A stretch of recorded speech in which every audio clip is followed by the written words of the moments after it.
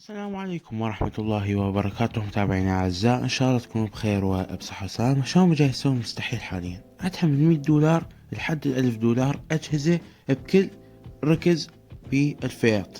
يعني شاومي عندك بالفئة المتوسطة حطت رحالة حاليا، وصلت للفئة المتوسطة العليا اللي فلاج شيب كيلر، حطت لك جهازين خدمة المنافسة رسميا، يعني ما بيها مجال بعد.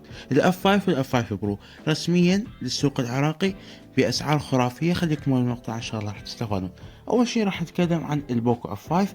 الجهاز راح يجي بسماكة 7.9 ملم، وأيضا وزن 181 جرام، ومقاومة لرذاذ ماء الغبار بمعيار الاي بي 53.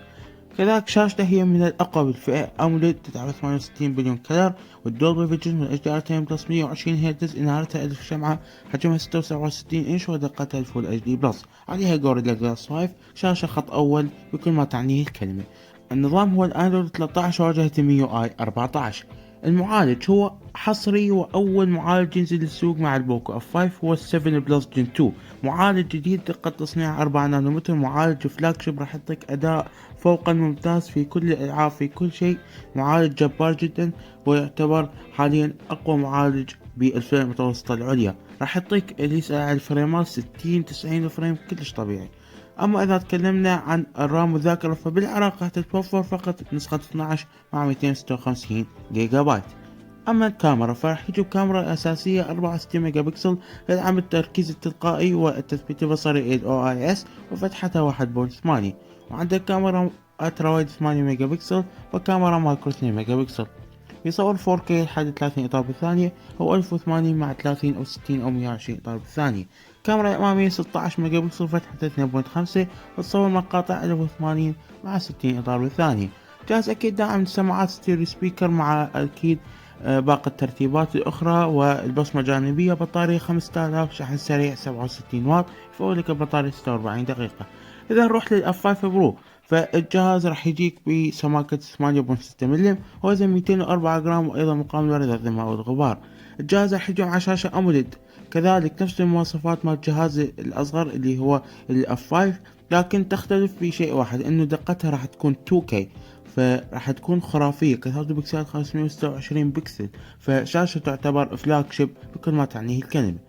إذا رحنا على النظام فهو الأندرويد 13 والميو اي 14. المعالج هو ال 8 بلس جن 1، بطل العام الماضي وأيضا بطل العام الحالي، نقدر نعتبر معالج قوي جدا، يحقق في أنتوتو فوق المليون و100 نقطة، معالج قوي جدا. أما من ناحية النظام فهو أيضا يتعامل على 12 مساحة 256 جيجا بايت. واكيد كله من الطراز الاحدث. الكاميرا ايضا الاساسيه 64 ميجا بكسل، تدعم الاو اي اس، فتحتها 1.8. كاميرا الترا وايد 8، كاميرا مايكرو 2 ميجا بكسل، يصور لك 8K و4K 60 اطار بالثانيه، فهنا هاي نقطه تفوق. كاميرا 16 ميجا بكسل، صور 1068 اطار بالثانيه كاماميه. عندك ستيريو سبيكر، سماعات، يدعم اكيد كل الواي فاي الاحدث، البلوتوث الاحدث، NFC، دعم ايضا لبصمه اسفل الشاشه وليس الجانبيه، فهاي نقطه تفوق. بطاريه 5160 ملي امبير، اكبر بقليل، مع ايضا شحن سريع 67 واط، فول البطارية خلال نفس المدة اللي ذكرناها. لكن المميز للاف 5 برو هو دعم للشحن الوايرلس بقدرة 30 واط، وهي تعتبر ميزة. هسه نروح للاسعار. النسخة واحدة هي 12256 جيجا بايت. الاف 5 يبدأ من السعر $345، اما الاف 5 برو $449. يعني اسعار حارقة للسوق رسميا، ماكو اي جهاز يقدر ينافس بالفئة. طلنا عليكم بالتعليقات، لا تنسوا اللايك والاشتراك، تفعيل زر الجرس. نلتقي فيديو قادم.